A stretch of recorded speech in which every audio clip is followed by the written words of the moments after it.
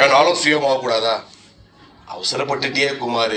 நீ இந்த ஸ்டேஜில் விட்டுருந்த தனுஷ் சார் அதையும் கேட்டிருப்பாரு. அவர் கண்டிப்பாக கேட்கக்கூடிய ஆள் தான். ஆல்ரெடி அவரு நாலாம் போயஸ் கார்டனில் வீடு வாங்கக்கூடாதுன்னு கேட்ட ஆள் தானே. வாங்குன தாராளமாக வாங்கு. ஆனால் வீடை வாங்கிடலாம், தமிழ்நாடை வாங்க முடியாதுண்ணே. வீடை வாங்குறதுக்கு நீ சம்பாதிக்கணும்னே. ஆனால் நாடை ஆள்றதுக்கு மக்களை சம்பாதிக்கணும். அதுலேயும் ஒரு டயலாக் ஒன்று அடிச்சாரு. உங்களை சுற்றி நெகட்டிவிட்டி சத்தம் உங்கள் காதில் கேட்டுக்கிட்டே இருந்தா கண்டுக்காதீங்க, கம்முன்னு இருங்க. ஆனால் ஒரு சர்டன் டைமுக்கு அப்புறம் ஒரு தீர்க்கமாக ஒரு சவுண்டு உங்களுக்கு கேட்கவும் பாருங்க அப்படின்னாரு. எனக்கும் கேட்குதுண்ணே. நீ இதுக்கு சரிப்பட்டு வர மாட்டேனே, உனக்கு இதெல்லாம் வேண்டாண்ணே.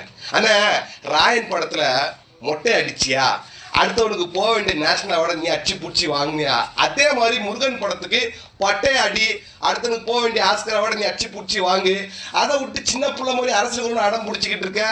ஆனப்பட்ட விஜயே ஆட்சியில் இருந்தே ஆட்டி வைக்க பார்க்குறானுங்க. உன்னெல்லாம்